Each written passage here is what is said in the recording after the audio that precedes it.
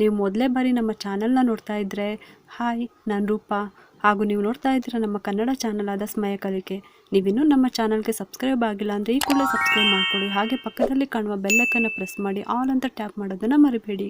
ಪ್ರತಿದಿನ ದೇವ್ರ ಪೂಜೆ ಧ್ಯಾನವನ್ನು ಮಾಡಬೇಕು. ಆದರೆ ಇದ್ಯಾವುದನ್ನು ಮಾಡದೇ ಇದ್ರೂ ಕೂಡ ಇದನ್ನೆಲ್ಲ ಮಾಡಿರುವಂಥ ಫಲ ನಮಗೆ ಸಿಗುತ್ತೆ. ಅದು ಯಾವಾಗ ಗೊತ್ತಾ? ನಾವು ಶ್ರೀ ಲಲಿತಾ ಸಹಸ್ರನಾಮ ಸ್ತೋತ್ರವನ್ನು ಪಠನೆ ಮಾಡೋದ್ರಿಂದ. ಶ್ರೀ ಲಲಿತಾ ಸಹಸ್ರನಾಮ ಸ್ತೋತ್ರವನ್ನು ನಿರಂತರವಾಗಿ ಪಠನೆ ಮಾಡೋದ್ರಿಂದ ಅಪೂರ್ಣವಾದ ಪೂಜೆಯಿಂದ ಉಂಟಾಗುವ ದೋಷ ಮತ್ತು ಕಷ್ಟ ಎರಡನ್ನೂ ಕೂಡ ಪರಿಹಾರ ಮಾಡುತ್ತೆ. ಇವತ್ತಿನ ವಿಡಿಯೋದಲ್ಲಿ ಆಷಾಢ ಶುಕ್ರವಾರದಲ್ಲಿ ಲಲಿತಾ ಸಹಸ್ರನಾಮ ಓದೋದ್ರಿಂದ ಏನೆಲ್ಲ ಪ್ರಯೋಜನ ಆಗುತ್ತೆ, ಇನ್ನು ಹೊಸದಾಗಿ ಓದೋದಕ್ಕೆ ಕಲಿಬೇಕು ಅಂತ ಅಂದ್ಕೊಂಡಿರೋರು ಸುಲಭವಾಗಿ ಹೇಗೆ ಕಲಿಬೋದು ಅಂತಲೂ ಕೂಡ ಇವತ್ತಿನ ವಿಡಿಯೋದಲ್ಲಿ ತಿಳಿಸ್ಕೊಡ್ತಾ ಇದ್ದೀನಿ. ಇನ್ನು ಈ ಸ್ತೋತ್ರವನ್ನು ಪಠನೆ ಮಾಡೋದ್ರಿಂದ ಏನೆಲ್ಲ ಪ್ರಯೋಜನ ನಮಗೆ ಗೊತ್ತಾ? ಅನ್ನಿವಾಗ ಈ ಸ್ತೋತ್ರದ ಬಗ್ಗೆ ಸಂಪೂರ್ಣವಾಗಿ ಮಾಹಿತಿನ ತಿಳ್ಕೊಳ್ಳೋಣ. ಸಾಕಷ್ಟು ಜನ ಹೇಳ್ತಾರೆ, ನಮಗೂ ಏನಾದರೂ ಕೆಲಸ ಮಾಡಬೇಕು ಅನಿಸುತ್ತೆ, ತುಂಬಾ ಸೋಮಾರಿತನ, ಯಾವ ಕೆಲಸನೂ ಮಾಡೋದಕ್ಕೆ ಮನಸ್ಸೇ ಬರ್ತಿಲ್ಲ, ಇನ್ನು ಯಾವಾಗಲೂ ಪಾಸಿಟಿವ್ ಆಗಿ ಯೋಚಿಸ್ಬೇಕು ಅಂತ ಹೇಳ್ತಾರೆ. ಅದು ಆಗೋದೇ ಇಲ್ಲ. ಬೇಡ ಅಂದರೂ ಅಷ್ಟೇ ಕೆಟ್ಟ ಕೆಟ್ಟ ಆಲೋಚನೆಗಳು ಬರುತ್ತೆ, ನೆಮ್ಮದಿಯಾಗಿ ಇರೋದಕ್ಕೆ ಸಾಧ್ಯನೇ ಇಲ್ಲ. ಏನಾದರೂ ಒಂದು ಆರೋಗ್ಯ ಸಮಸ್ಯೆಗಳು, ಒಂದು ದಿನ ಚೆನ್ನಾಗಿದ್ದರೆ ಮಾರನೇ ದಿನ ಚೆನ್ನಾಗೇ ಇರೋದಿಲ್ಲ, ಈ ರೀತಿ ನಮಗೆ ಆಗ್ತಾ ಇರುತ್ತೆ. ನಾವು ಪಾಸಿಟಿವ್ ಆಗಿ ಇರೋದಾದರೂ ಹೇಗೆ? ಇದೆಲ್ಲ ಸಮಸ್ಯೆಗೆ ಪರಿಹಾರ ಇದೇ ಸ್ತೋತ್ರದಲ್ಲಿದೆ. ಯಾರಿಗೆ ಕಲಿಯೋ ಆಸೆ ಇದೆ ಈ ವಿಡಿಯೋನ ನೋಡಿ ನಾಳೆಯಿಂದನೇ ಕಲಿಯೋದಕ್ಕೆ ಶುರು ಮಾಡಿ. ನಾನು ಕೂಡ ಸುಮಾರು 2 ವರ್ಷದಿಂದ ಓದ್ತಾ ಇದ್ದೀನಿ. ಕೆಲವೊಂದು ಶಬ್ದಗಳು ತಪ್ಪಾಗುತ್ತೆ, ಅದಕ್ಕೂ ಕೂಡ ಕೊನೆಯಲ್ಲಿ ಒಂದು ಮಂತ್ರ ಇರುತ್ತೆ, ಅದನ್ನು ಹೇಳ್ಕೊಂಡ್ರೆ ಆ ತಪ್ಪಿಗೂ ಕೂಡ ಯಾವುದೇ ದೋಷ ಇರೋದಿಲ್ಲ. ಹಾಗಾಗಿ ಹೊಸದಾಗಿ ಕಲಿಯೋರು ಉಚ್ಚಾರಣೆಯಲ್ಲಿ ತಪ್ಪು ಮಾಡ್ತೀವಿ ಅಂತ ಚಿಂತೆ ಮಾಡಬೇಡಿ.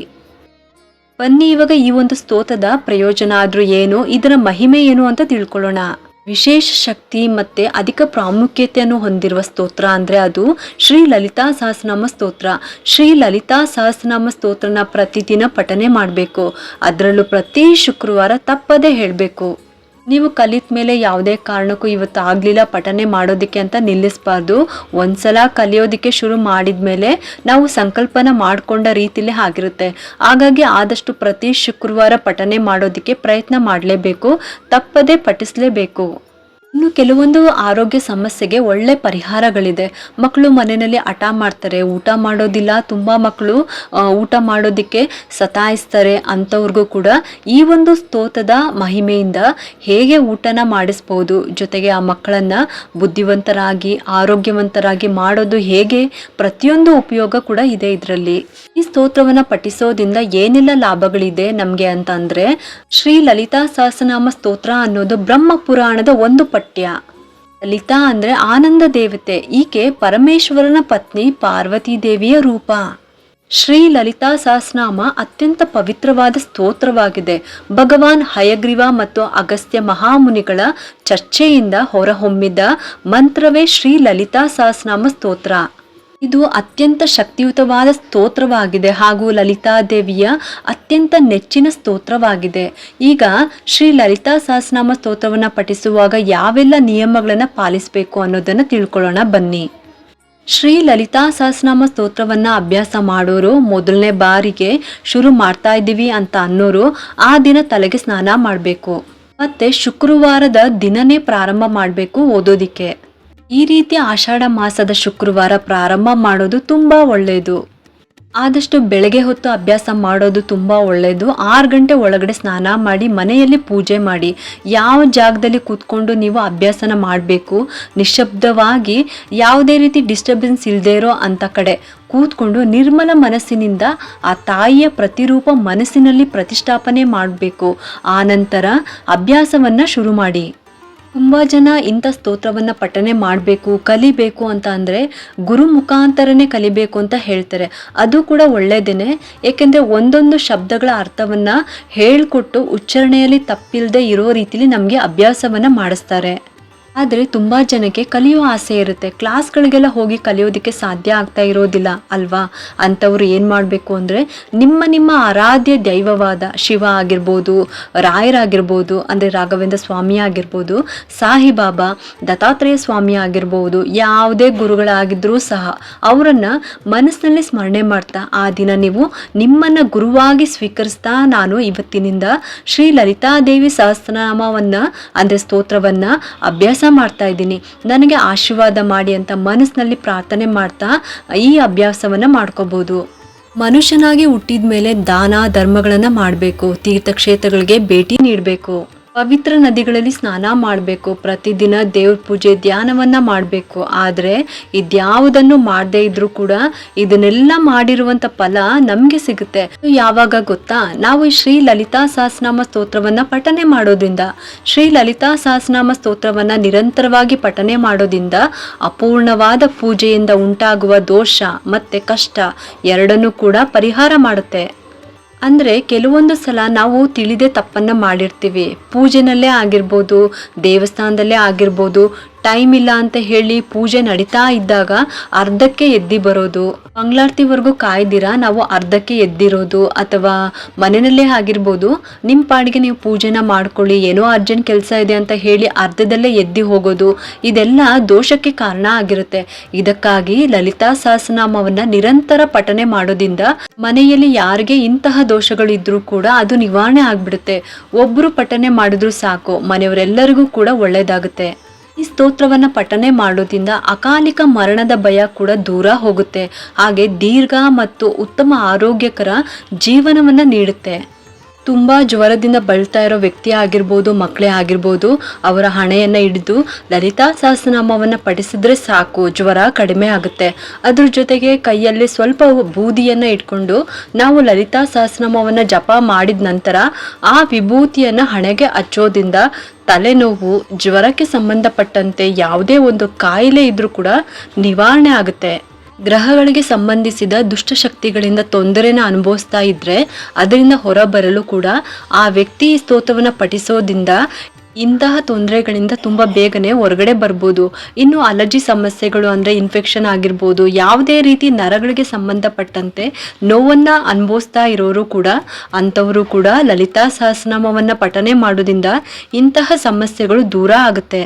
ನಾವು ನಿರಂತರವಾಗಿ ಈ ಸ್ತೋತ್ರವನ್ನು ಪಠನೆ ಮಾಡೋದ್ರಿಂದ ನಮ್ಮ ಸುತ್ತಮುತ್ತಲಿನ ವಾತಾವರಣ ಯಾವಾಗಲೂ ಶುದ್ಧವಾಗಿರುತ್ತೆ.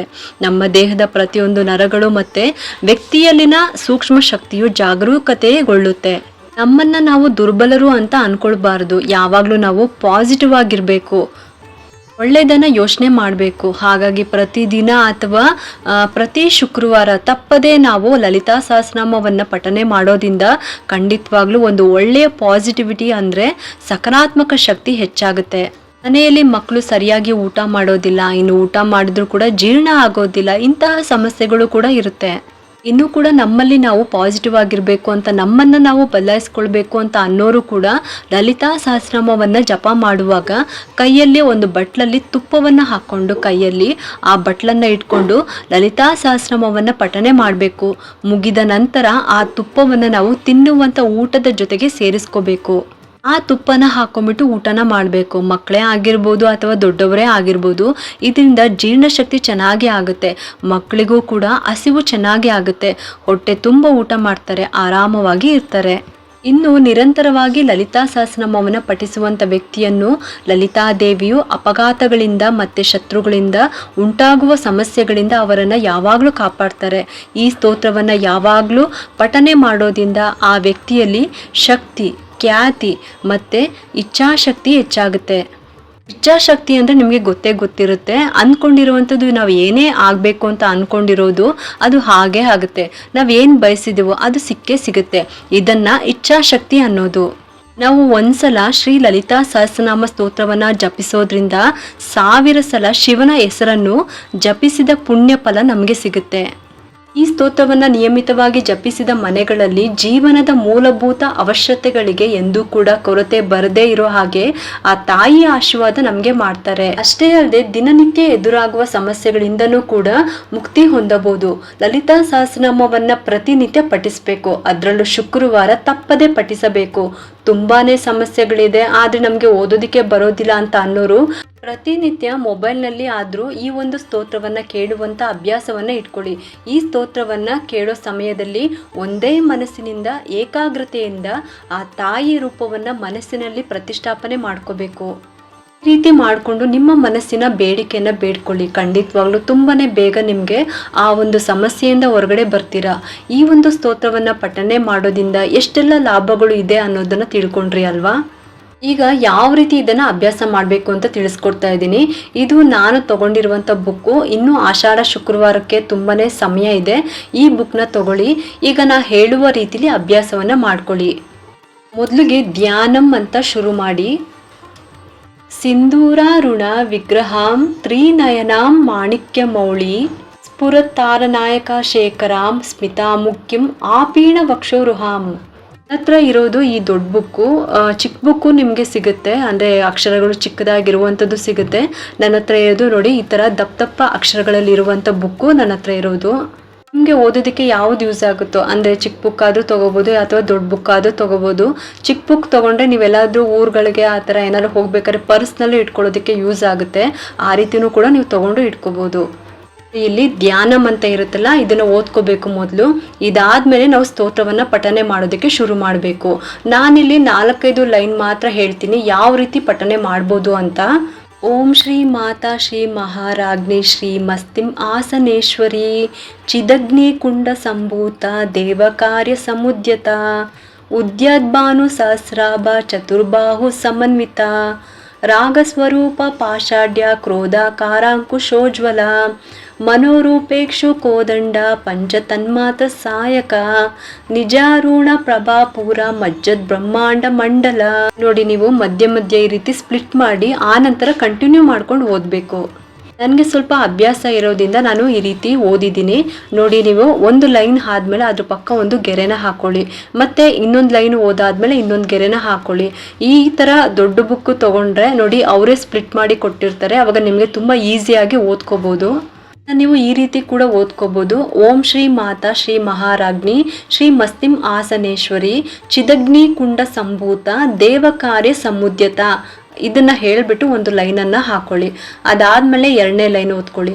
ಉದ್ಯದ್ಭಾನು ಸಹಸ್ರಾಭ ಚತುರ್ಬಾಹು ಸಮನ್ವಿತ ರಾಗಸ್ವರೂಪ ಪಾಷಾಢ್ಯ ಕ್ರೋಧಾಕಾರಾಂಕುಶೋಜ್ವಲ ಅನ್ನೋದು ಓದಿದ್ಮೇಲೆ ಅಲ್ಲಿ ಒಂದು ಲೈನನ್ನು ಹಾಕೊಳ್ಳಿ. ಮನೋರೂಪೇಕ್ಷು ಕೋದಂಡ ಪಂಚ ತನ್ಮಾತ್ರ ಸಾಯಕ ನಿಜಾರುಣ ಪ್ರಭಾಪೂರ ಮಜ್ಜದ್ ಬ್ರಹ್ಮಾಂಡ ಮಂಡಲ. ಈ 3ನೇ ಲೈನ್ ಓದಾದ್ಮೇಲೆ ಅಲ್ಲಿ ಒಂದು ಲೈನನ್ನು ಹಾಕೊಳ್ಳಿ.